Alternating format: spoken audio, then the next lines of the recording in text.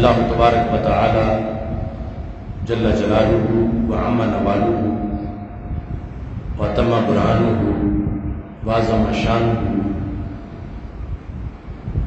وجل ذکرہ وعز اسمہ کی حمد و ثنا، اور حضور سرور کائنات مفخر موجودات زینت بزم کائنات دستگیر جہاں غم گسار زمان سید سروران حامی بے قسام قائد المرسلین خاتم النبیین احمد مصطفیٰ جناب محمد مصطفیٰ صلی اللہ علیہ وآلہ وصحبہ وبارک وسلم کے دربار گوہربار میں ہدیہ درود و سلام عرض کرنے کے بعد السلام علیکم ورحمۃ اللہ وبرکاتہ۔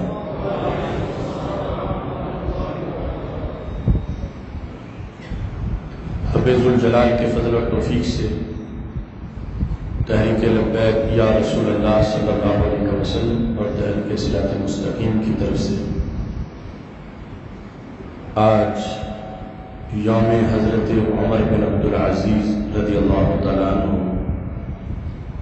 بسلسلہ تحفظ مزارات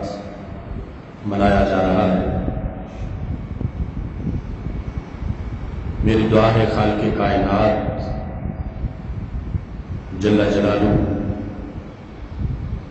ہماری اس حاضری کو منظور و مقبول فرمائے، اور رب ذوالجلال امت مسلمہ کو خوشحالی عطا فرمائے، آفتوں وباؤں بلاؤں سے محفوظ فرمائے، اور رب ذوالجلال دارین کی سعادت عطا فرمائے۔ ملک شام مسلم دنیا کا وہ علاقہ ہے کہ جس کو حجاز مقدس کے بعد بہت اہم حیثیت حاصل ہے۔ حدیث شریف میں اس کو ابدالوں کی سرزمین قرار دیا گیا ہے، اسلام کی نشأت ثانیہ کی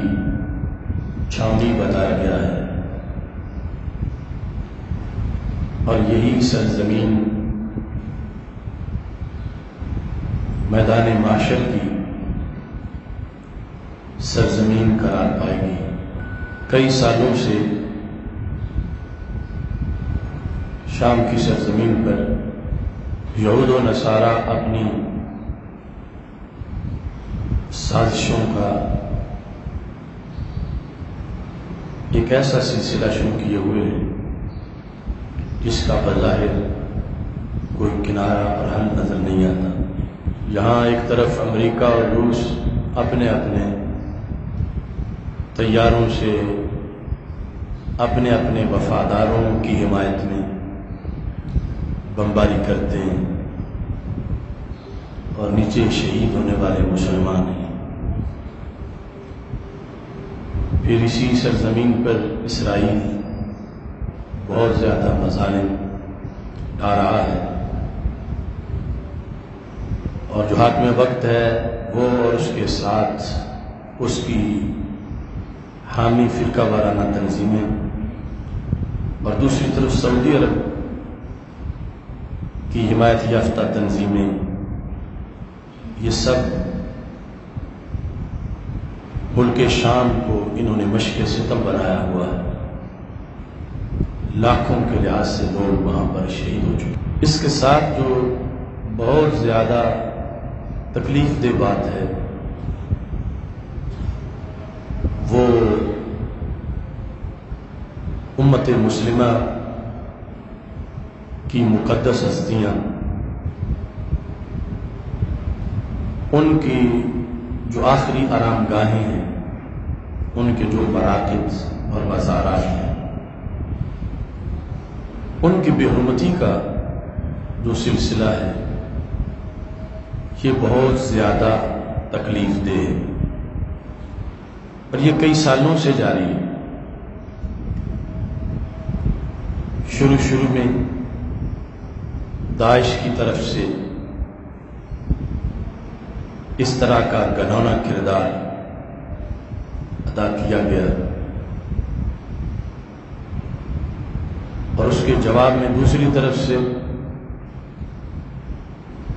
بھی اسی طرح کی صورتحال کا امت کو سامنا ہوا۔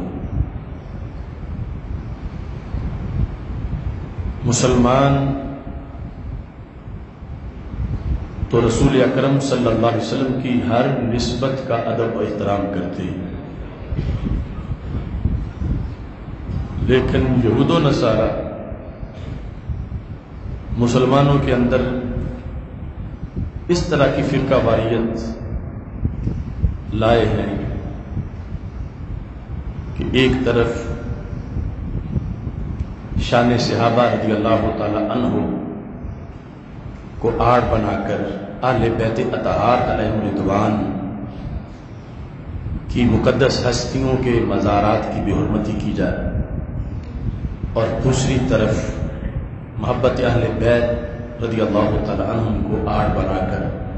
صحابہ کرام رضی اللہ تعالی عنہم کی مقدس ہستیوں کی بے حرمتی کی جائے۔ اور یہ کام وہی کر سکتے ہیں کہ جن کا دین ایمان یہ ہے کہ یہ محبتیں آپس میں ٹکراتی ہیں اور یہ اکٹھی نہیں ہو سکتی، جبکہ رسول اکرم صلی اللہ علیہ وسلم نے جو امت کو نظریہ دیا اس کے مطابق مومن ہوتا ہی وہ ہے جس کے سینے میں بیک وقت دونوں محبتیں موجود رہتی ہیں، اور یہ محبت آپس میں ٹکراتی نہیں بلکہ شیر و شکر کی طرح ہے، اور پھر سب ہستیوں کے ماننے والے سب کا احترام کرتے ہیں۔ سیدہ زینب رضی اللہ تعالی عنہا کے مرکز پر جو بے حرمتی کے واقعات ہوئے تو وہ بھی دل دہلا دینے والی صورتحال تھی۔ اب حضرت عمر بن عبدالعزیز رضی اللہ تعالی عنہ کے مرکز کے لحاظ سے جو کچھ ان چند دنوں میں سامنے آیا ہے وہ بھی زباں پہ لانا بڑا مشکل ہے۔ حضرت عمر بن عبدالعزیز کبار تابعین میں سے اور تابعی وہ ہوتا ہے کہ جس کو دیکھ لینے والا بھی جنتی بن جاتا ہے۔ حضرت عمر بن عبدالعزیز کو اسلام کا پہلا مجدد کہا جاتا ہے۔ حضرت عمر بن عبدالعزیز وہ ہیں کہ جن کے بارے میں امام شافعی کہتے ہیں خامس الخلفاء الراشدین، کہ یہ پانچویں خلیفہ راشد ہیں، امیر المومنین ہیں۔ نبی اکرم نور مجسم شفیع معظم صلی اللہ علیہ وسلم کی احادیث میں خبر دی گئی تھی حضرت عمر بن عبدالعزیز کے بارے میں، صرف خبر ہی نہیں دی گئی بلکہ جنتی ہونے کا ذکر بھی کیا گیا تھا۔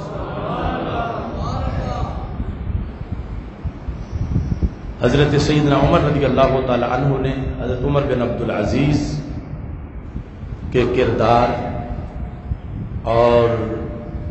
آپ کی آمد کی خوشخبری سنائی تھی۔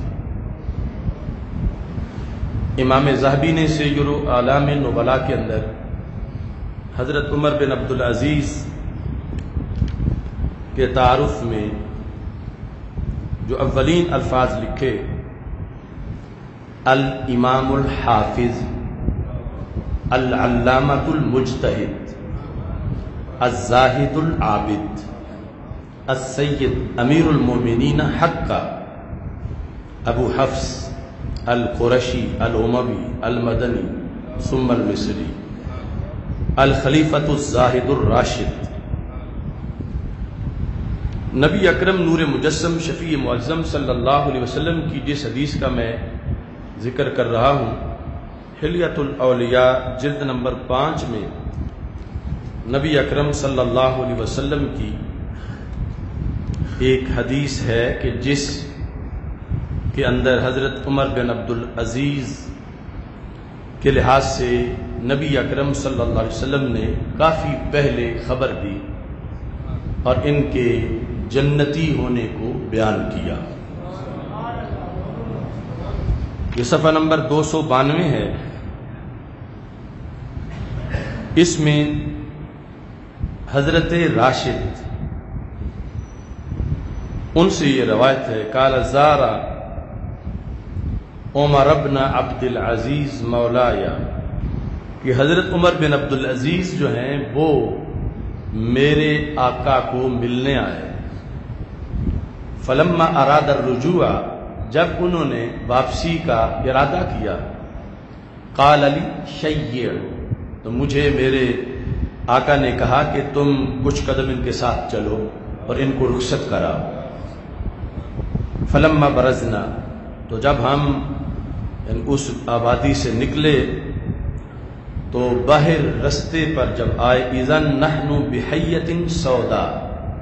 میتا، تو سامنے ایک سانپ پڑا تھا جو کالے رنگ کا تھا اور مردہ تھا۔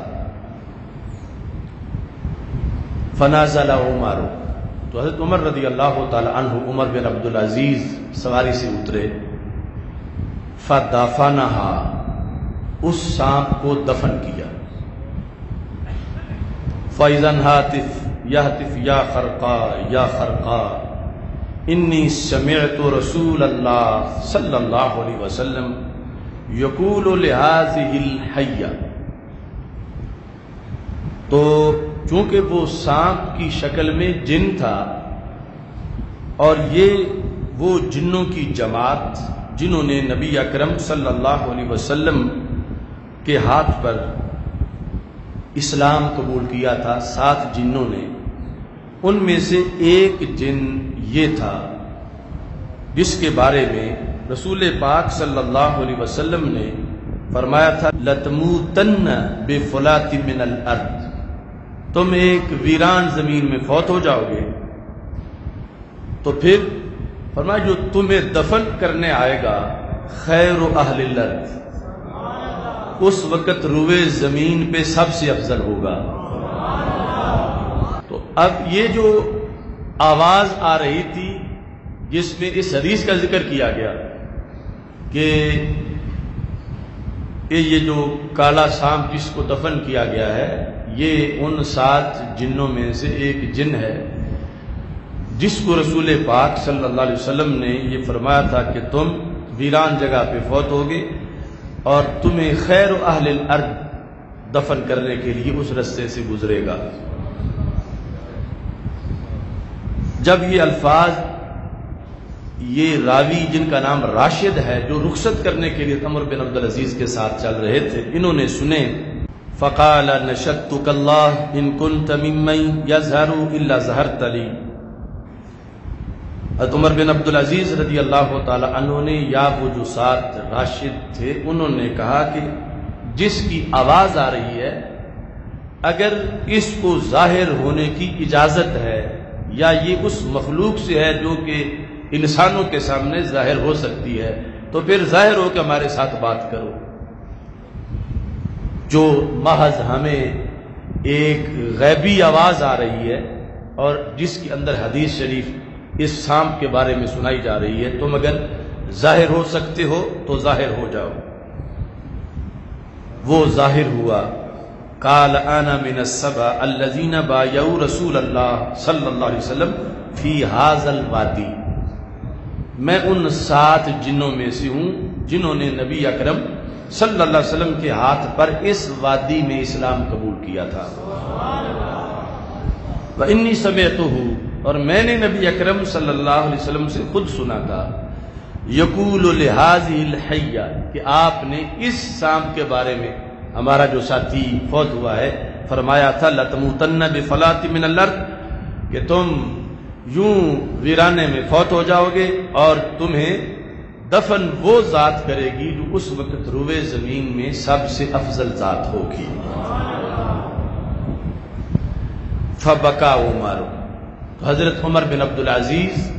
رضی اللہ تعالی عنہ نے جب یہ سنا تو رو پڑے، حتی کاد ان یسقط عن راحلتہ، اور روتے روتے یہ صورتحال ہو گئی، قریب تھا کہ سواری سے نیچے گر پڑے۔ وقال یا راشد، اب آپ نے جو ساتھ بندہ تھا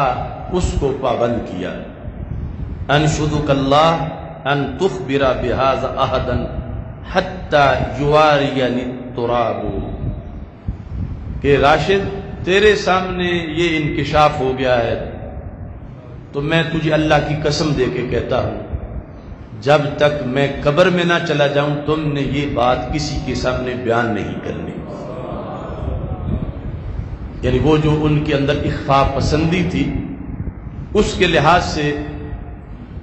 جس کو یہ سب کچھ مقام دیکھنے کا موقع ملا تو حضرت راشد جو انہوں نے پھر حضرت عمر بن عبدالعزیز رضی اللہ تعالی عنہ کے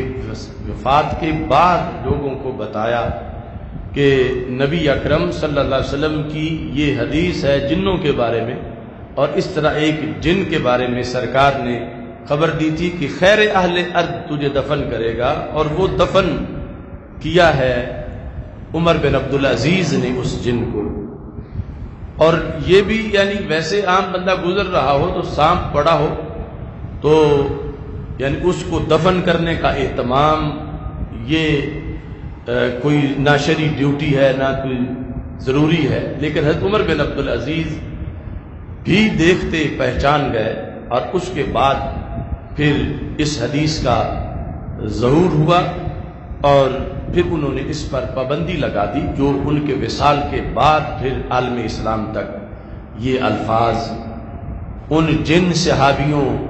کی روایت کے مطابق آگے امت تک پہنچے۔ حضرت سیدنا عمر رضی اللہ تعالی عنہ نے جو خوشخبری سنائی تھی اس کے لحاظ سے سیر و اعلام النبلاء کے اندر اس کی بھی 5ویں جلد ہے، حضرت عمر بن عبدالعزیز آپ نے یہ ارشاد فرمایا کہ میری نسل میں ایک ایسا بچہ پیدا ہوگا، ان عمر بن الخطاب قال ان من ولدی رجلا بوجہ شطر یملأ الارض عدلا، میری نسل میں ایک شخص آئے گا جس کے ماتھے پر زخم کا نشان ہوگا، یعنی وہ نشان جو زخم صحیح ہو جانے کے بعد بھی برقرار رہتا ہے، تو وہ کیا کرے گا؟ یملأ الارض عدلا، وہ عدل سے زمین بھر دے گا۔ تو یہ الفاظ حضرت عمر بن عبدالعزیز رضی اللہ تعالیٰ عنہ کے بارے میں تھے، کیونکہ حضرت عمر بن عبدالعزیز حضرت سیدنا عمر بن خطاب رضی اللہ تعالیٰ عنہ کے پڑ نواسے ہیں، یعنی حضرت عمر بن عبدالعزیز کی امی جان ام عاصم وہ حضرت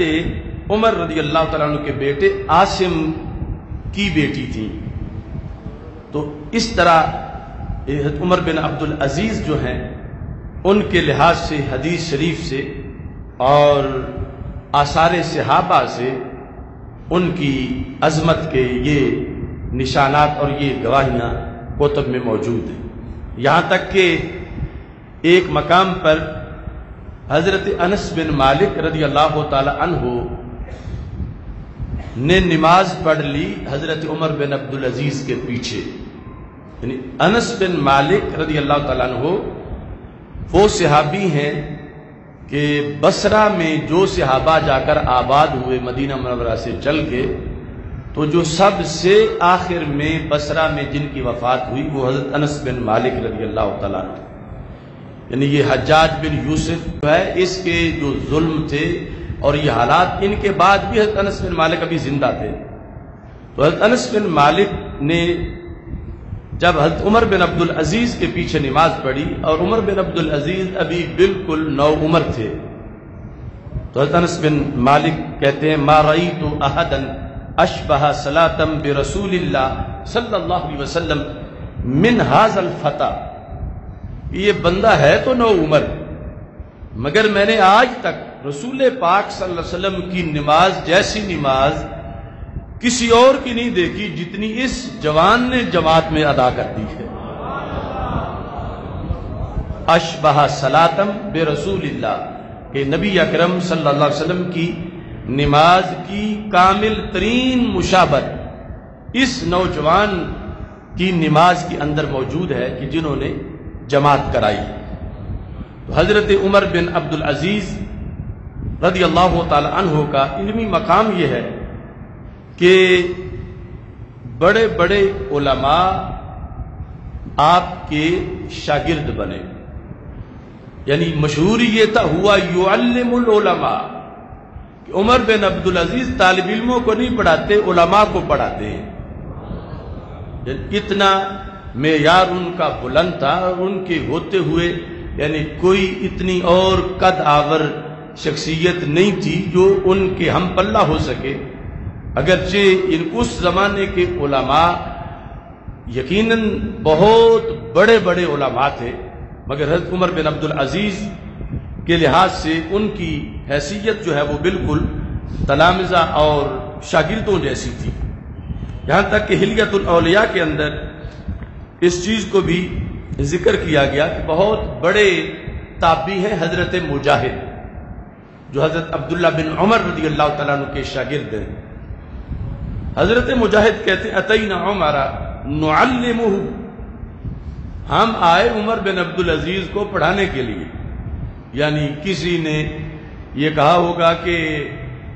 آپ بہت بڑے عالم ہیں اور ہمارے بچے کو آپ تعلیم دیں، تو امام مجاہد کہتے ہیں آئے تو ہم پڑھانے کے لیے، نعلمہ فما برہنا حتی تعلمنا منہ، لیکن تھوڑی دیری گزری تھی کہ ہم ان کے شاگرد بن گئے۔ آئے پڑھانے تھے تو ہم نے پڑھنا شروع کر دیا، تعلمنا منہ۔ تو مجاہد کہتے ہیں کہ عمر بن عبد العزیز سے ہم نے فیض پایا، اور میمون بن مہران جو بہت بڑے تابعی ہیں وہ کہتے ہیں کان عمر بن عبد العزیز یعلم العلماء، کہ آپ علماء کی تربیت کرتے تھے، تعلیم دیتے تھے۔ اس بنیاد پر اصول حدیث کے اندر، تدوین حدیث کے اندر، علوم اسلامیہ کو کمپائل اور مدون کرنے میں حضرت عمر بن عبد العزیز کا بہت بڑا کردار۔ اور عام ایک قول جو لکھائی کے لحاظ سے کچھ لوگ اسے حدیث سمجھتے ہیں، وہ حدیث نہیں، وہ بھی فرمان عمر بن عبد العزیز ہے کہ آپ نے فرمایا قید العلم بالکتاب، کہ علم کو تحریر میں بند کر لو، علم کو قید کر لو۔ علم اڑ جاتا ہے، علم نہیں رہتا پاس۔ علم کی حفاظت کرنی ہے تو اس کو تحریر کے لفظوں میں محفوظ کر لو۔ تو قید العلم بالکتاب، جو امت کے اندر کتاب لکھنے کی ایک تحریک کا نقطہ آغاز تھا، اور مسلسل کہ لکھنا بھی ایک بہت بڑا شعبہ ہے۔ پہلے تو یہ تھا کہ یعنی کانت قلوبہم صنادیق علومہم، صحابہ کے دل علم کے صندوق تھے، یعنی وہ یہ کہتے تھے لکھ کے کیا کرنا ہے، جب سنتے ہی یاد کر لینا ہے، تو سنتے ہی یاد کرنا ہے، سب کچھ یاد ہی یاد ہے، وہ قرآن ہے یا حدیث ہے۔ تو اب یہ کہ اگلی جو نسل آ رہی تھی اس کے لحاظ سے کہ صحابہ چلے جائیں کہ آگے جا کے یہ حفاظت لکھے ہوئے کی ہوگی، اور اس میں یعنی اگرچہ ایک یہ پہلو بھی تھا کہ بندہ جب لکھتا ہے تو وہ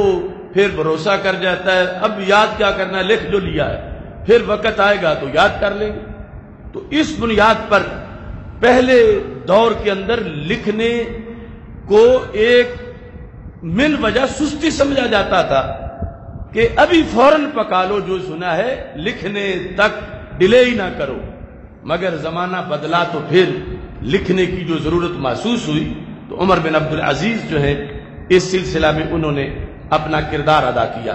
صحیح بخاری شریف میں امام بخاری رحمۃ اللہ علیہ نے حضرت عمر بن عبد العزیز کے لحاظ سے یہ بات لکھی کہ عمر بن عبد العزیز انہوں نے دینی علوم کے لحاظ سے اپنی سلطنت کے اندر مختلف لوگوں کی جو ڈیوٹیاں لگائیں، ان ڈیوٹیوں میں آپ نے یہ کتاب الایمان میں امام بخاری نے لکھا ہے کتب عمر بن عبد العزیز الی عدی بن عدی، کہ حضرت عمر بن عبد العزیز نے سرکاری حکم نامہ بھیجا کس کی طرف؟ اپنے گورنر عدی بن عدی کی طرف، ان للایمان فرائض، ایمان کے بہت سے فرائض ہیں، وشرائع، اور ایمان کے اندر بہت سی شریعتیں ہیں یعنی شعبہ جات ہیں، وحدود، اور ایمان کی بہت سی حدود ہیں، وسنن، اور ایمان کی بہت سی سنتیں ہیں۔ اب ہمارے لحاظ سے تو ایمان کے بارے میں یہ سارے لفظ بولنا ہی عجیب ہے کہ ایمان کے کچھ فرض ہیں، ایمان کی کچھ شریعتیں ہیں، ایمان کی کچھ حدود ہیں، اور ایمان کی کچھ سنتیں ہیں۔ یہ لکھ کر فرمایا فمن استکملھا استکمل الایمان، جس نے ایمان کے فرائض پورے کیے، شریعتیں پوری کی، ایمان کی سنتیں پوری کی اور ایمان کی حدود پوری کی، فقد استکمل الایمان، اس کا ایمان کامل ہو گیا،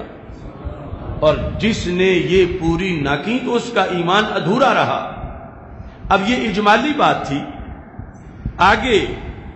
کہ وہ فرائض کیا ہیں، وہ شرائع کیا ہیں، وہ سنن اور حدود کیا ہیں۔ فَإِنْ عَيْشْ فَسَأُبَيِّنْهَا لَكُمْ حَتَّى تَعْلَمُوا بِهَا، اگر میں زندہ رہا تو میں اس کی وضاحت بھی تمہیں لکھوں گا۔ وَإِنْ أَمُتْ، اور اگر میں فوت ہو گیا، فَمَا أَنَا عَلَى صُحْبَتِكُمْ بِحَرِيص، مجھے تمہارے لوگوں کے ساتھ دنیا میں رہنے کا کوئی لالچ بھی نہیں ہے،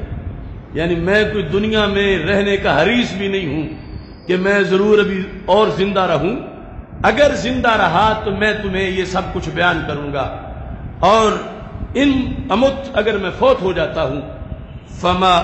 انا علی صحبتکم بحریص، مجھے تمہارے پاس بیٹھنے کا کوئی شوق بھی نہیں ہے۔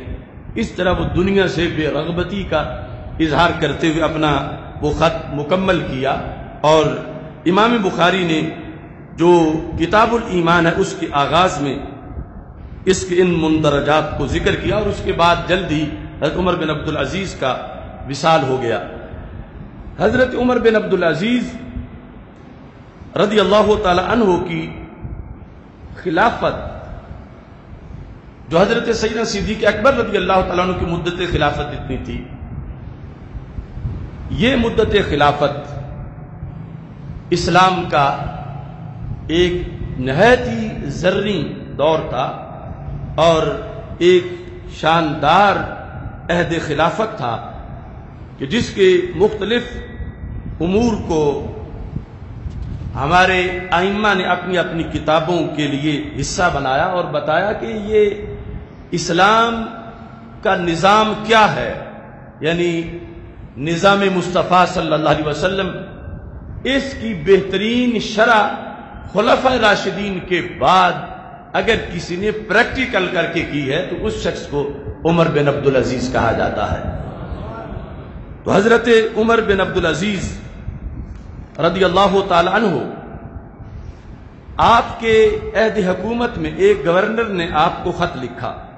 حلیۃ الاولیاء 264 صفحے پر موجود ہے۔ اس نے خط میں کہا اما بعد فإن مدینتنا قد خربت، کہ امیر المومنین جس علاقے کا میں گورنر ہوں تو ہمارا جو شہر ہے وہ خربت، خراب ہو گیا ہے، یعنی خراب ہونے کا مطلب ہے کہ لوگوں کے مکان بوسیدہ ہو گئے ہیں، بلڈنگیں بڑی پرانی ہو گئی ہیں، کچھ دیواریں گر گئی ہیں، اس طرح کے معاملات ہیں۔ اگر آپ کچھ ایڈ بھیج دیں تو ہم مرمت کر لیں تاکہ ہمارا شہر جو ہے وہ مستحکم ہو جائے۔ فَكَتَبَ إِلَيْهِ عُمَرُ أَمَّا بَعْدُ فَقَدْ فَهِمْتُ كِتَابَكَ وَمَا ذَكَرْتَ أَنَّ مَدِينَتَكُمْ قَدْ خَرِبَتْ، میں نے تمہارا خط پڑھا، میں نے سمجھا، اور یہ تم نے ذکر کیا کہ تمہارا شہر جو ہے وہ بوسیدہ ہو گیا ہے اور عمارتیں جو ہیں وہ کمزور ہو گئی ہیں، فَإِذَا قَرَأْتَ كِتَابِي هَذَا، میں تمہیں ایک نسخہ دے رہا ہوں، شہر قلعے کی طرح مضبوط بن جائے گا۔ فَحَسِّنْهَا، جب تم میرا خط پڑھو تو شہر کو مضبوط کر دو۔ کیا بھیج رہا ہوں؟ فَحَسِّنْهَا بِالْعَدْلِ، فرمایا وہاں عدل کرو، شہر ہمیشہ کے لیے مضبوط ہو جائے گا۔ یعنی کسی گرانٹ کی ضرورت نہیں، عدل سے آبادیاں محفوظ ہوتی ہیں، ظلم سے ویران ہوتی ہے، اور ظلم سے شہر برباد ہوتے ہیں۔ اس بنیاد پر عمر بن عبدالعزیز کا یہ فارمولہ ہے کہ تم پہلے بھی کرتے ہو لیکن مزید اہتمام عدل کا کرو، کیونکہ عدل جن بستیوں میں ہوتا ہے رب کی رحمتیں ہمیشہ ان بستیوں پہ برستی رہتی ہیں۔ اسلام میں جو جزیہ لیا جاتا ہے، اور وہ بھی امام مہدی رضی اللہ تعالی عنہ کے آنے تک جزیہ لیا جاتا ہے، اس میں یہ ہے کہ اگر وہ ہمارا دین قبول نہیں کرتے لیکن نظام قبول کر لیں، اسلام کے نظام کو نہ آکڑیں، نظام قبول کریں، شرطیں مانیں اور جزیہ دیتے رہیں اور اپنی زندگی بسر کریں، ان پہ ظلم حرام ہوگا۔ مسلمان ان پہ ظلم نہیں کر سکتے، لیکن ان کو یہ احساس دلانا کہ عزت اس کی ہے جو کلمہ پڑھے گا، یہ یعنی لازمی ہے۔ جو حضرت عمر رضی اللہ تعالیٰ عنہ نے کہا ہمیں اسلام نے ذمیوں پر ظلم کرنے سے روکا ہے، انہیں ذلیل کرنے سے نہیں روکا، کہ انہیں احساس ہو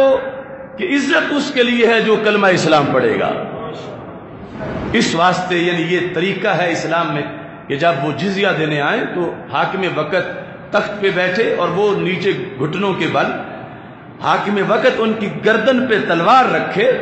اور وہ اپنا جزیہ اس طرح سامنے پیش کریں۔ وَهُمْ صَاغِرُونَ، یہ قرآن کے اندر ہے کہ اس طرح کر کے دیں کہ پیسے دینا صرف مقصد نہیں، پیسے دیتے ہوئے اپنی ذلت بھی محسوس کریں، تو پھر وہ ذمی ہیں ورنہ ذمی نہیں ہیں۔ اب یہ صورتحال جو ہے اس میں چونکہ جو آبادیاں زیر کنٹرول تھیں ان کے اندر کافی جگہ سے جزیہ آتا تھا، تو عدی بن ارطات انہوں نے عمر بن عبدالعزیز رضی اللہ تعالیٰ عنہ کو خط لکھا کہ بڑی یہاں پر وصولی ہوتی تھی، بہت زیادہ جزیہ ملتا تھا، بڑے یعنی اس لحاظ سے خوشحالی تھی، لیکن اس علاقے کے تو سارے لوگوں نے کلمہ پڑھ لیا ہے۔ انہوں نے اس سوچ پر کہ اب وہ ٹیکس یا تو اب پھر محدود ہو گیا ہے، بالکل تھوڑا ہو گیا ہے، ختم ہو گیا ہے، تو حضرت عمر بن عبدالعزیز رضی اللہ تعالی عنہ نے ان کی طرف خط بھیجا،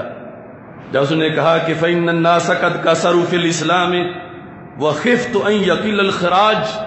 مجھے تو خطرہ ہے کہ خراج بالکل کم ہو جائے گا کیونکہ لوگ زیادہ مسلمان ہو گئے ہیں۔ تو آپ نے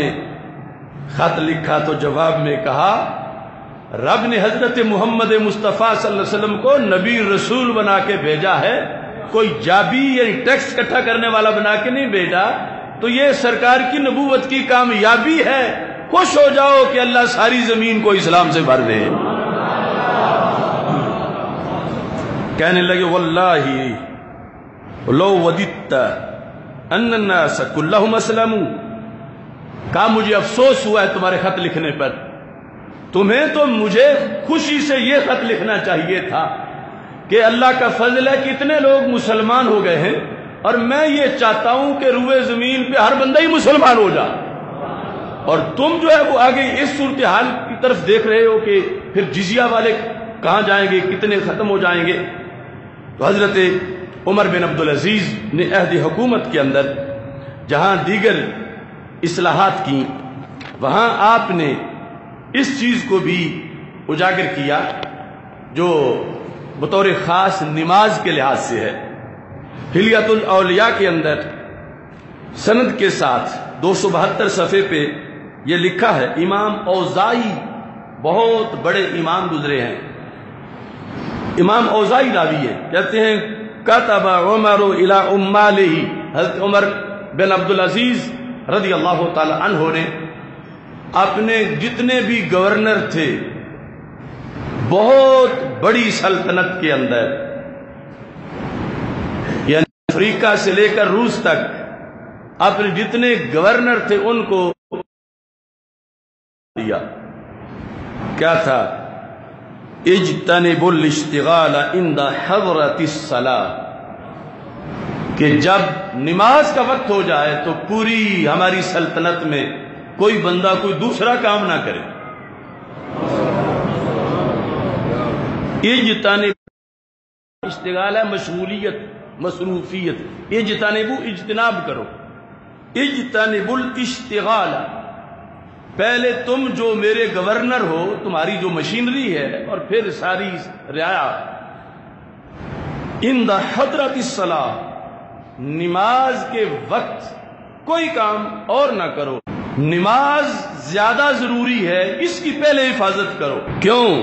فمن اضاءها فهو من شعائر الاسلام اشد، فرمایا اگر جس شخص نے نماز ضائع کر دی تو وہ نماز کے علاوہ جو اسلامی شاعر ہیں انہیں تو بہت زیادہ ضائع کر دے گا۔ تو نماز کے مسئلے پر کوئی کمپرومائز نہیں ہے، نماز ہر ایمرجنسی پر مقدم ہے، کیونکہ نماز اگر ضائع ہوئی تو پھر اسلامی سلطنت کی اصل روح پر حملہ ہو جائے گا۔ یہ نظام عدل ہے عمر بن عبدالعزیز رضی اللہ تعالیٰ عنہ کا۔ کہاں عمر بن عبدالعزیز اور کہاں آج کے معاملات، یعنی جس میں آپ نے دیکھا حرمین شریفین سے لے کر کہاں تک نماز کو بالکل ثانوی نہیں، ثالثی نہیں، رابعی نہیں، پتنی کون سی حیثیت پہ، پوزیشن پہ رکھا کہ پہلے یہ کھول لو، اب یہ کھول لو، پھر یہ کھول لو، چلو اب مسجد کھول لو، اب یہ کر لو، اب جمعہ چلا لو۔ یہ وہ چیز مسلمان کے لیے سانس کی طرح ہے۔ تو عمر بن عبدالعزیز رضی اللہ تعالیٰ عنہ نے کہا جنگ ہو، ایمرجنسی ہو، وبا ہو، جو کچھ بھی ہو، اگر تم نے نماز ضائع کی تو پھر یہ ہے کہ گویا کہ اسلام پہ حملہ ہو گیا۔ تم نے نماز کو کبھی بھی ضائع نہیں ہونے دینا، چونکہ اگر نماز کو ضائع کرنے کی رعایا کو عادت پڑ گئی تو پھر اسلام کا پیچھے کچھ بھی نہیں بچے گا، پھر تمام شاعر اسلام جو ہیں ان کو ضائع کرنے کا ہاضمہ تیز ہو جائے گا لوگوں کے اندر۔ تو تم نے نماز کے لحاظ سے خصوصی طور پر اہتمام کرنا ہے۔ حضرت عمر بن عبدالعزیز رضی اللہ تعالی عنہ کا آخری سفر جو ہے دنیا سے جانے کا، اس میں بھی ہمارے لیے بہت سے اسباق ہیں۔ آپ کے اتنے خطبات اور مختلف مواقع پر اس قدر امت کی رہنمائی، مثال کے طور پر عید کے دن کا آپ کا جو مکالمہ ہے، میں نے کچھ سال پہلے اس کا ذکر کیا تھا کہ عید کا دن تھا تو حضرت عمر بن عبدالعزیز عید پڑھ کے کھڑے ہو گئے اور اللہ تعالیٰ سے گفتگو کرنا شروع کر دی۔ اللہم انک قلت، رب تم نے کہا، وقولک الحق، اور تیری بات سچی ہے۔ کیا کہا؟ ان رحمت اللہ قریب من المحسنین، کہ اللہ کی رحمت محسنین کے قریب ہے۔ یا رب یہ تیرا فرمان ہے۔ فَإِن كُنْتُ مِنَ الْمُحْسِنِينَ فَارْحَمْنِي، اور اگر میں بھی محسنین میں سے ایک ہوں تو پھر مجھ پہ بھی رحمت کر دے، چونکہ تیری رحمت جو ہے وہ محسنین کے قریب ہے۔ اب دو شکے ہیں، میں محسن ہوں یا محسن نہیں ہوں۔ اگر میں محسن ہوں تیرے معیار کے مطابق تو پھر میرے قریب بھی رحمت ہونی چاہیے، مجھ پہ رحمت کر دے۔ وَإِن لَمْ أَكُن مِّنَ الْمُحْسِنِينَ، اور اگر میں محسن نہیں ہوں۔ اب یہ دو قسمیں تو بنائی جا سکتی ہے، یعنی کوئی دعویٰ نہیں ہے کہ میں ضرور محسن ہی ہوں، میں ضرور نیکی ہوں، کہا اگر میں ہوں تو پھر یہ آیت کے لحاظ سے میرا بھی حصہ بنتا ہے، اور اگر میں نہیں ہوں تو پھر فقد قلتا، تو نے تو یہ بھی کہا ہے وَكَانَ بِالْمُؤْمِنِينَ رَحِيمًا، کہ اللہ مومنین پر رحم کرنے والا ہے۔ محسنین تو ہیں مومنین میں سے مزید اونچے تقوی والے، چلو میں محسنین میں سے نہ صحیح مومنین میں سے تو ہوں نا، میں ہوں مومنین میں سے، اور تیرا فرمان ہے وَكَانَ بِالْمُؤْمِنِينَ رَحِيمًا، کہ اللہ مومنین کے ساتھ رحیم ہے۔ فرحمنی، رب پھر بھی مجھ پہ رحم کر، یعنی میں تو مسجد سے باہر نہیں نکلوں گا، مجھ پہ رحم کر، محسن ہوں تو اس وجہ سے، محسن نہیں تو پھر مومن کا جو کوٹا ہے اس کے لحاظ سے مجھ پہ رحم ہو۔ فَإِن لَّمْ أَكُن مِّنَ الْمُؤْمِنِينَ، اور اگر یعنی جو کامل مومن ہیں ان میں کامل مومنین میں بھی میرا شمار نہیں، کامل مومنین سے اوپر ہے محسنین، نہ میرا محسنین میں شمار ہے نہ میرا کامل مومنین میں شمار ہے، تو پھر کہنے لگے فَأَنْتَ أَهْلُ التَّقْوَى وَأَهْلُ الْمَغْفِرَةِ، لیکن تو مغفرت دینے والا ہے نا۔ یعنی پہلے دو اپنے لحاظ سے آپشن بیان کیے، اب کہا کہ تو نے قرآن میں کہا ہے وَمَا يَذْكُرُونَ إِلَّا أَن يَشَاءَ اللَّهُ هُوَ أَهْلُ التَّقْوَى وَأَهْلُ الْمَغْفِرَةِ، اللہ اہل مغفرت ہے کا مطلب یہ ہے کہ وہ لوگوں کو مغفرت دے دیتا ہے، بخش دیتا ہے۔ تو میرے اندر تو چلو ایمان لانے کے بعد کوئی کمال والی بات نہ صحیح، لیکن تو اہل مغفرت ہے۔ فاغفر لی، مجھے بخش دے، کیونکہ تیرے اندر تو کوئی دوسرا احتمال ہی نہیں کہ تو اہل مغفرت نہ ہو، تو اہل مغفرت ہے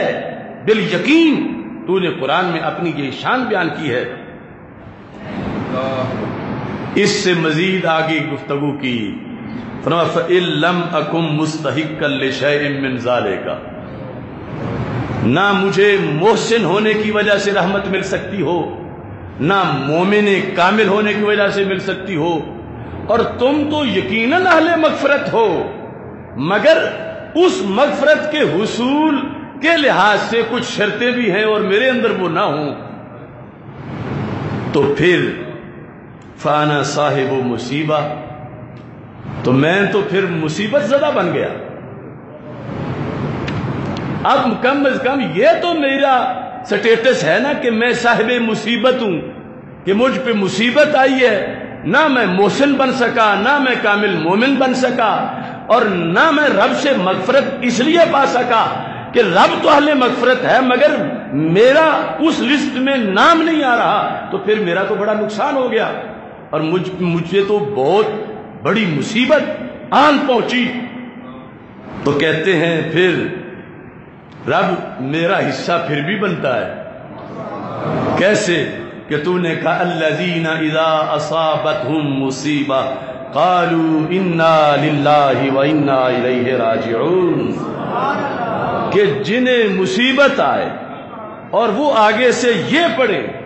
انا للہ وانا الیہ راجعون، تو انہیں کیا ملتا ہے؟ اولئک علیہم صلوات من ربہم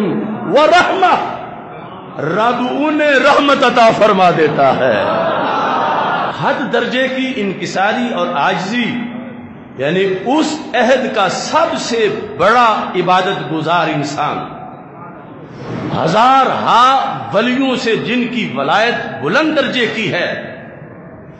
لیکن رب سے مانگنے کا جو انداز ہے اس میں آپ نے بعض والوں کو بھی یہ سکھا دیا، چلو کوئی سٹیٹس نہ صحیح، کوئی منصب نہ صحیح، تو یہ تو ہے نا کہ پھر ہم مصیبت والے ہیں، ہم نہ محسن نہ کامل مومن، ہمیں نہ مغفرت ملی، ہم مصیبت والے ہیں۔ اور جو مصیبت والا ہو،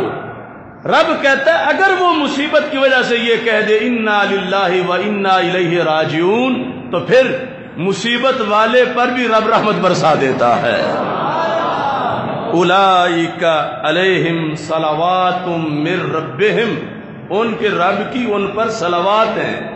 ورحمہ رحمت ہے، وَأُولَئِكَ هُمُ الْمُهْتَدُونَ اور یہ لوگ ہی ہدایت پانے والے ہیں، اگرچہ صاحب مصیبت کہلا رہے ہیں لیکن یہ ہدایت پانے والے ہیں۔ کہتے ہیں اللہم فرحمنی، رب پھر اس ذریعے سے مجھ پہ رحمت کر دے کہ میں صاحب مصیبت ہوں اور میں انا للہ یہ آیت پڑھ کے تجھ سے رحمت مانگ رہا ہوں۔ حضرت عمر بن عبدالعزیز کہ جب آخری ایام تھے، آپ نے اس سلسلہ کے اندر چاہا کہ میں اپنی قبر کی زمین اپنے پیسوں سے خریدوں، اور یہ بھی بڑا اہم مسئلہ ہے تاکہ جس مٹی کے اندر میں نے جانا ہے وہ ایسا نہیں کہ کسی اور کے ملک کی ہو، تو میں زمین خریدنا چاہتا ہوں ایک مزرعہ میں، کھیت کے اندر، یعنی یہاں یہ جو آپ نے تصویریں دیکھی ہوں گی، یہ جگہ یعنی یہ اس وقت کی ان کتابوں میں یہ جو 3ری 4ری 5ویں صدی کی ہیں، یہ تو کسے خبر تھی کہ کون کمینے اس جگہ دھماکے کریں گے اور عمر بن عبدالعزیز رضی اللہ تعالیٰ عنہ کے مرکز پرنور کی بے حرمتی کریں گے۔ وہ مکمل حوالہ انہوں نے لکھا ہے کہ ادلب کے جو دیر شرقی ہے اس میں یہ جگہ عمر بن عبدالعزیز رضی اللہ تعالیٰ عنہ نے اپنی اور اپنی زوجہ اور خادم کی قبر کے لیے خود خریدی۔ جب جگہ خریدنے کا معاملہ چل رہا تھا تو ایک تجویز آئی، اور تجویز بظاہر بہت اچھی تھی۔ اس تجویز میں یہ کہا گیا کہ تجھے اپنی قبر کے لحاظ سے مدینہ منورہ میں حجرہ عائشہ صدیقہ رضی اللہ تعالی عنہا میں جو 4تھی قبر کی جگہ خالی ہے، تو وہاں آپ امیر المومنین بھی ہو، سارے مسلمانوں کے امیر شرق و غرب میں، تو اس جگہ آپ کی قبر بنائی جائے۔ یہ تجویز حضرت عمر بن عبدالعزیز رضی اللہ تعالی عنہ کے سامنے پیش کی گئی۔ تو اس پر حضرت عمر بن عبدالعزیز رضی اللہ تعالی عنہ اتنے اس شخص پر غصے میں آئے، کہا کہ یہ تمہارے خیال میں آیا، میں کہاں اور کہاں وہ حجرہ مبارکہ، اگر میرے ذہن میں یہ خیال، میرے ذہن میں صرف خیال ہی آتا تو میں سمجھتا ہوں خیال نہ آتا مجھ پہ عذاب آ جاتا، تو وہ ہلکی بات تھی۔ کہا وہ جگہ حضرت عیسیٰ علیہ السلام کے لیے ہے، جو نبی اکرم نور مجسم شفیع معظم صلی اللہ علیہ وسلم نے فرمایا ہے کہ جب وہ اتریں گے ان کا وصال ہوگا تو یہ 4تھی جگہ ان کا مرکز بنے گا، اور جب قیامت کے دن ہم اٹھیں گے تو صدیق و عمر اور عیسیٰ یہ میرے ساتھ ہی اٹھیں گے۔ یعنی ادب و احترام کے لحاظ سے اور عدل کے لحاظ سے حضرت عمر بن عبدالعزیز رضی اللہ تعالی عنہ نے ایک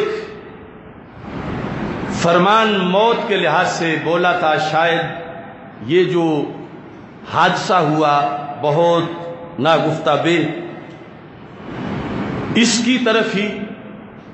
اشارہ تھا۔ ہر بندہ یہ چاہتا ہے کہ دم نزع آسانی ہو، جب روح نکلے تو آسانی سے نکل جائے، نزع کے وقت آسانی ہو۔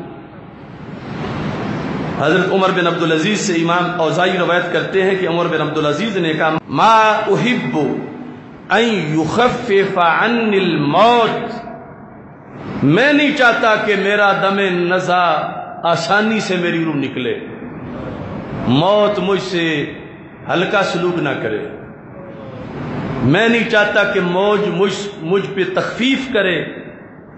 موت جو شدت لانا چاہتی ہے لے آئے، میں نہیں چاہتا کہ مجھے تخفیف ہو موت کے وقت۔ کیوں؟ لِأَنَّهُ آخِرُ مَا يُوجَرُ عَلَيْهِ الْمُسْلِمِ، نہ انسانی زندگی کا یہ آخری عمل ہوتا ہے جس پر اسے اجر ملتا ہے، آگے تو پھر عمل کا دروازہ بند ہو جانا ہے، پھر وہ خاص صدقہ جاریہ ہے، ولد صالح ہے، وہ جو علم اس نے آگے پہنچایا ہے، لیکن اپنی زندگی کے براہ راست عمل کے لحاظ سے جب میرا زندگی کا آخری عمل ہے تو بھرپور ہونا چاہیے۔ یہ ان کا ایک انفرادی ذوق تھا کہ موت کے جو مراحل ہیں ان کے اندر کی جو شدت، میں نہیں چاہتا کہ مجھ پہ تخفیف ہو، کیونکہ میں اس پر اجر کو ترجیح دے رہا۔ حضرت عمر بن عبدالعزیز رضی اللہ تعالی عنہ نے وصیت کی کہ جب میری تدفین کی جائے تو مجھے رسول پاک صلی اللہ علیہ وسلم کے تبرکات کے ہمراہ دفن کیا جائے۔ امام ذہبی نے سیر اعلام النبلاء کے اندر اس چیز کو لکھا کہ حضرت عمر بن عبدالعزیز عبد الرحمن بن محمد روایت کہتے ہیں اوصى عمر بن عبدالعزیز عند الموت، موت کے وقت انہوں نے وصیت کی، فدعا بشار من شار النبی صلی اللہ علیہ وسلم، انہوں نے موے مبارک منگوائے، وَأَظْفَارٍ مِّنْ أَظْفَارِهِ، اور نبی اکرم صلی اللہ علیہ وسلم کے مقدس ناخنوں میں سے ناخن منگوائے، یعنی جو ساری عمر انہوں نے اپنے پاس سنبھال کے رکھے ہوئے تھے۔ فَقَالَ اجْعَلُوهُ فِي کفنی، کہا کہ یہ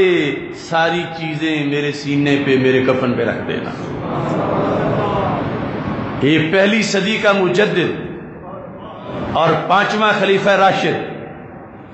جس بیس پہ آج ہمیں بریلوی کہا جاتا ہے وہ بیس تو وہاں بھی موجود ہے۔ اگر یہ کام بے فائدہ تھا یا ناجائز تھا یا اس میں شرک کا پہلو تھا یا کوئی بدعت کا غبار تھا تو کیوں وصیت کر رہے تھے؟ جبکہ یہ وصیت تو صحابہ نے بھی کی، مختلف صحابہ جو ہیں انہوں نے اپنے اپنے اوقات میں۔ اب حضرت عمر بن عبدالعزیز کے پاس صرف یہ تبرکات ہی نہیں تھے، بلکہ حلیۃ الاولیاء کے 281 صفحے پر یہ لکھا ہے کہ ان کی پوری جو زندگی تھی اس کے اندر تبرکات رسول صلی اللہ علیہ وسلم کا بڑا دخل تھا۔ کان عند عمر بن عبدالعزیز سریر النبی صلی اللہ علیہ وسلم، سرکار دو عالم صلی اللہ علیہ وسلم کی چارپائی تھی، یا کم از کم ترجمہ چٹائی تک آئے گا۔ وَأَصَاهُ، نبی اکرم صلی اللہ علیہ وسلم کا عصا مبارک تھا، وَقَدْ، پیالہ مبارک تھا، وَوِسَادَ، اور سرکار دو عالم صلی اللہ علیہ وسلم کا جو تکیہ مبارک ہے وہ تھا، وَرِدَاءُ، چادر مبارک تھی۔ فَكَانَ إِذَا دَخَلَ عَلَيْهِ النَّفْرُ مِنْ قُرَيْشٍ، تو جب بڑے بڑے لوگ آتے تھے امیر المومنین سے ملاقات کرنے کے لیے تو آپ انہیں زیارت کرواتے تھے۔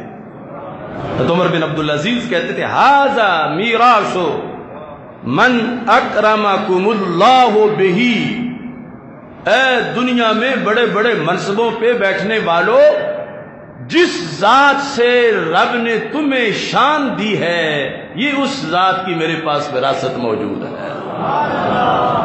من اکرمکم بہ، جن کے صدقے رب نے تم پہ کرم کیا ہے اور اللہ نے تمہیں شانیں دی ہیں، اے قریش یہ ان کی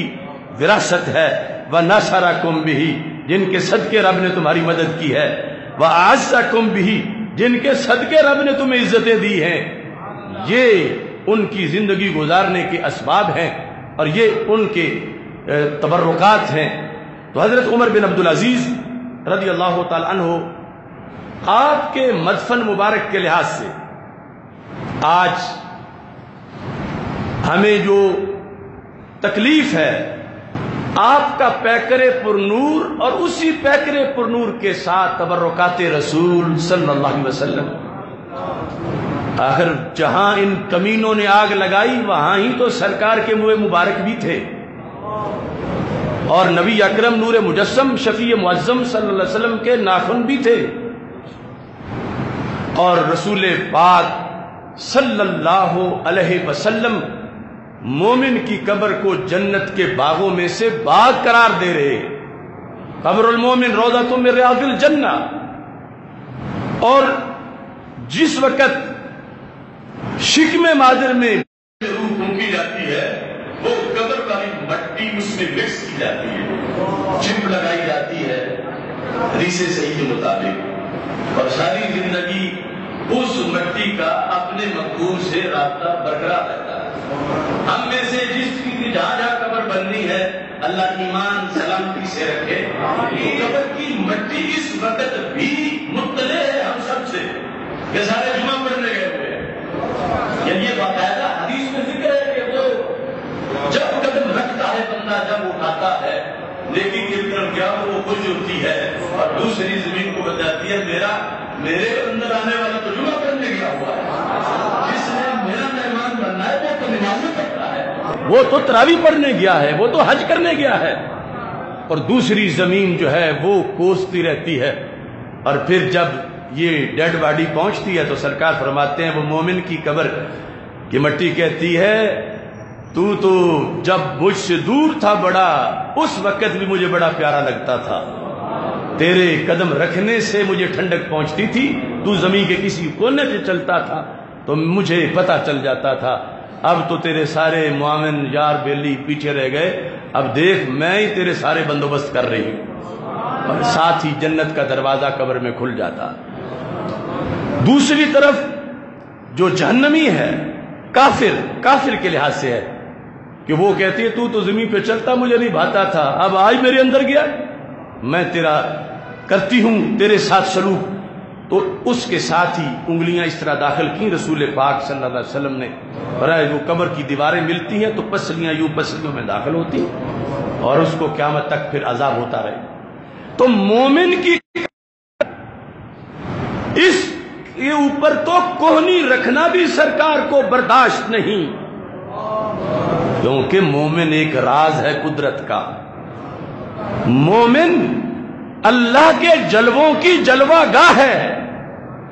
مومن کی قبر جنت ہے، اور جنت میں دہشت گردی جہنمی ہی کر سکتا ہے،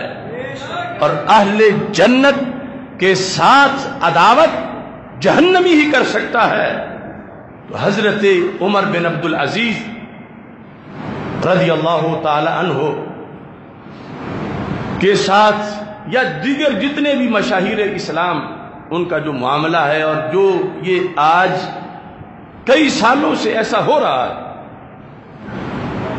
یہ کفر کی وہ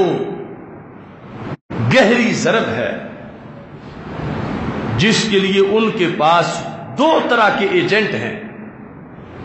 جن کے ذریعے سے وہ ہماری مقدس ہستیوں سے معاذ اللہ بدلہ لینا چاہتے ہیں، جنہیں آج تک حضرت خالد بن ولید کی تلواریں نہیں بھولی، جنہیں آج تک حضرت عمر بن عبد العزیز کا روب نہیں بھولا. مشاہیر اسلام ان کی عظمتیں جن کے سامنے لگتا تھا کہ شاید سورج کی روشنی بھی مان پڑ رہی ہے، چشم فلک نے ایسے ایسے لوگ دیکھے روئے زمین پر. آج ایک گمراہ سوچ سیدہ زینب رضی اللہ تعالی عنہا کے مرکز پہ دھماکہ کر کے سمجھتے ہیں کہ انہوں نے کوئی دین کا کام کیا، اور دوسری سوچ کے شیطان حضرت عمر بن عبد العزیز کے مرکز پہ آگ لگا کے شاید وہ سمجھتے ہیں کہ انہوں نے کوئی دین کا کام کیا. یہ سب شیطانوں کے چیلے ہیں،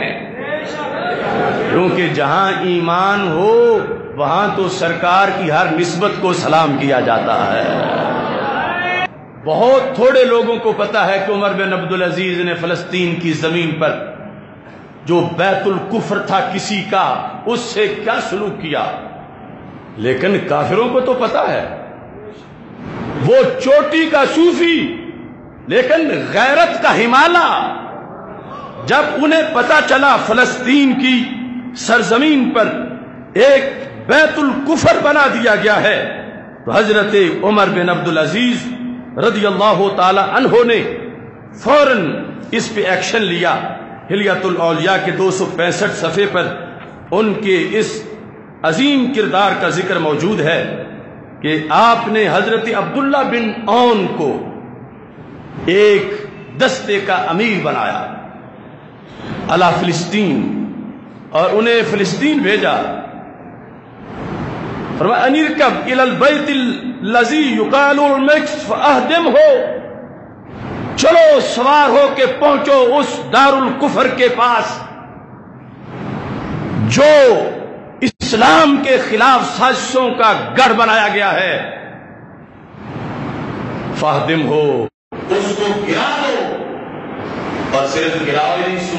ثم ملہ الی البحر فانسفہ فی الیم نسفا، اس کا اینٹ کا ہر ٹکڑا سمندر میں بہا دو، مجھے اس جگہ اس کا غبار اور راکھ بھی نظر نہیں آنا چاہتا۔ وہ عمر بن عبدالعزیز ان کے کفر کے منہ پہ مارے ہوئے تماچے، آج بھی کفر اس سے جل رہا ہے، اور وہ ان کمینے شیطانوں کے ذریعے سے اسلام کے ان مشاہیر کی آرام گاہوں پر، ریاض الجنہ کے اندر جنت کے باغات اور محبت انوار ایسی مقدس جگہوں پہ دہشت گردی کروا رہا ہے۔ یہ ان لوگوں کا خوب سے باطن ہے۔ میں تو واضح لفظوں میں یہ کہہ رہا ہوں، اگلا جمعہ جو آیا رہا انشاءاللہ ہم جنت البقیع کانفرنس جو کریں گے، کیونکہ یہ معاملہ جو تھا اس وجہ سے آج یہ کرنا پڑا۔ ہمارے امت مسلمہ گھری ہوئی ہے، اور وہ سیاسی طور پر گھری ہوئی ہے۔ ایک عقیدے کو کچھ حکومتیں سپورٹ کری ہیں، ان عقیدے کی حکومتیں ہیں، دوسرے عقیدے کی حکومتیں دوسری طرف ہیں، اور درمیان میں میدان جنگ مسلمانوں کے شہر ہیں، اور درمیان میں آگ مسلمانوں کے اماموں کی قبروں پہ برسائی جا رہی ہے۔ اور لوگ سمجھتے ہیں کہ ایک کے بارے میں سمجھتے ہیں یہ بڑے اللہ والے ہیں، یہ تو بڑے محب صحابہ رضی اللہ تعالیٰ عنہ میں، دوسرے کے بارے میں سمجھتے ہیں کہ یہ تو بڑے محب اہل بیت رضی اللہ تعالیٰ عنہ میں۔ تو تمہارے سامنے جن کی شناخت بظاہر حب صحابہ ہے، ان کی دوسری تصویر سیدہ زینب کے مرکز پہ دھماکہ ہے، اور تمہارے سامنے جن کی بظاہر تصویر حب اہل بیت ہے، ان کا دوسری طرف چہرہ عمر بن عبدالعزیز کے مزار پہ آگ لگانا ہے۔ پہچانو ان لوگوں کو۔ اسلام کی پوری تاریخ پر حملہ ہے، اور پوری تاریخ مسخ ہے، اور مسلمانوں کی آبادیاں اب اگر 30 لاکھ شاملی لقمہ اجل بن چکے ہیں، وہ ان دونوں سوچوں کی ٹکراؤ سے ہے، تیسرا تو کوئی نہیں، یہ دونوں ہیں، اور ان کے اوپر ان کے نگران ہیں، کہیں روس ہے، کہیں امریکہ ہے، کہیں اسرائیل ہے، اور خون مسلمانوں کا ہے، چیتڑے مسلمانوں کے اڑ رہے ہیں، اور قد یہ بڑھا رہے ہیں اپنے اپنے کہ ہم نے اس مسلک کے اتنے مارے، وہ کہتے ہم نے اتنے مارے، اور آگے اکابرین اور امت کے مقتداء و پیشوا جو ہیں ان تک معاملات اتنے گمبھیر ہو گئے ہیں۔ یہ صرف اس بیس پر کہ انہیں اسلام کے اندر ان کے جو غلط کارڈ ہیں، یعنی دعویٰ جس چیز کا، وہ بات تو اچھی ہے مگر دعوے دار غلط ہیں، کہ وہ حب اہل بیت نہیں جو سرکار کے صحابہ کو گالی دے، جو گالی دے تو پھر ہی جب آگ لگاتا ہے، اور وہ حب صحابہ نہیں جو اہل بیت کے قدموں کے نشان کی بے ادبی کر رہا ہو۔ یہ دونوں ادب جس سینے میں ہوں اسی کو ہی سنی کا سینہ کہا جاتا ہے۔ آج ایک فرقہ یہ کہہ رہا ہے کہ یہ تو پرانا واقعہ ہے، یہ اتنے مہینے ہو گئے، یہ ہو گیا، وہ ہو گیا۔ ہمیں اس سے غرض نہیں کہ 2 مہینے ہوئے یا 4 ہوئے یا 2 دن 10 دن ہوئے، ہمیں یہ ہے کہ پہلے یہ ایریا شامی منحوس ظالم حکمرانوں کے کنٹرول میں نہیں تھا، اب ان کے کنٹرول میں آیا۔ یعنی کچھ مہینے پہلے تو وہ اوپر سے بم مارتے تھے اور آبادیاں ویران، اب جب ان کا کنٹرول ہوا تو قبریں اکھاڑ کے مقدس ہستیوں کے جسم چرانے لگے۔ تو ملک شام، شامی حکومت اگر عالم اسلام کو اپنی طرف سے یہ گماشتے پکڑ کے دے دے تو پھر اس فرقے کو ہم کہیں گے کہ ٹھیک ہے، ان سے پوچھو ان کا عقیدہ کیا ہے، اور اگر تمہارے عقیدے کے لوگ نہیں تو پھر ہم تمہیں کچھ نہیں کہتے۔ اور اگر شام کی حکومت وہ رافضی لونڈا جس نے لاکھوں مسلمانوں کا خون بہایا، اس کے کام میں چوری اور اس کے ساتھ جو روافض کے دھڑے وہاں پہ ملے ہوئے ہیں اور اہل سنت کی مساجد، شہید شخصیات، ہزاروں بڑے بڑے کبار علماء جن کو دیواروں کے ساتھ کھڑا کر کے ان کے پرکھچے اڑا دیے گئے، تو یہ جرم یقیناً اسی ٹولے کا ہے جو آج اس سرزمین پہ مسلط ہوا ہے۔ اور عالم اسلام اس کے اندر اب 2 طرح کی آوازیں آ رہی ہیں۔ ہم نے اس سلسلے میں جب آواز بلند کی تو ہمارے ملک میں وہ ٹولہ جو ان کے ایجنٹ ہیں جنہوں نے جنت البقیع پہ بلڈوزر چڑھائے، جنت المالا کا انہدام کیا، جنہوں نے رسول پاک صلی اللہ علیہ وسلم کی شہزادی سیدہ فاطمہ الزہرا رضی اللہ تعالی عنہا کے مرکز پرنور کو نہیں چھوڑا، جنہوں نے کبار صحابہ علاقے تک حملے کیے۔ ارے تو بھی چند سال گزرے ہیں جن کا نائر نجیدی نامی بدبخت بارود باندھ کر گنبد خضرا کے پاس پھٹ گیا جا کر۔ آج ان کو بیان دیتے ہوئے کم از کم اپنا ماضی تو یاد رکھنا چاہیے۔ ہاں بیان تو اچھا ہے کہ قبروں کی بے حرمتی حرام ہے، کفر ہے، قبروں کی بے حرمتی کرنے والے شیطان کے چیلے ہیں اور ہمیں جواب چاہیے۔ یہ بیان تو ان لوگوں کا ٹھیک ہے، لیکن جب وہ خود یہ کام کرتے رہے تو کیا اس وقت کوئی اور دین تھا؟ کیا داعش ان کی نہیں ہے؟ کیا افغانستان کے مزارات انہی کے لونڈوں کے ہاتھوں ان پر دھماکے نہیں ہوئے؟ کیا داتا گنج بخش حجویری اور بابا فرید اور عبداللہ غازی کی دہلیز پر انہی کے چھوکروں نے بم نہیں برآمد کیے؟ تو ہم تو ہر بدی کو بدی کہتے ہیں، ہر اندھیرے کو اندھیرا کہتے ہیں، شیطان کے ہر قسم کے چیلے کو اس کے جرم پر کس رہے ہیں، اور مسلمانوں کو یہ ریکویسٹ کر رہے ہیں کہ آج تو کم از کم پہچان جاؤ، اب تو آنکھیں کھولو، اب تو اسلام پر کیسے کفر حملہ کر رہا ہے، کن کے ذریعے سے، کون ہے ان کے نیٹ ورک کے اندر، کون ہے ان کے ایجنٹ اور کون ہے ان کے اعلی کار۔ آج یہ بھی ہو رہا ہے کہ جس فرقے کے لوگوں نے وہاں ایسا کیا وہ بھی احتجاج کر رہے ہیں۔ مجھے حیرانگی ہوئی، لیکن جلد ہی حیرانگی ختم ہو گئی کہ حضرت امام حسین رضی اللہ تعالی عنہ کو جن کرائے کے قاتلوں نے شہید کیا تھا، ماتم بھی تو وہی کر رہے تھے۔ تو تاریخ اپنے آپ کو دہراتی رہتی ہے۔ سونا جنگل رات اندھیری، چھائی بدلی کالی ہے، سونے والو جاگتے رہنا چوروں کی رکھوالی ہے۔ آنکھ سے کاجل صاف چرا لیں، یا وہ چور بلا کے ہیں، تیری گٹھڑی تاکی ہے اور تو نے نیند نکالی ہے۔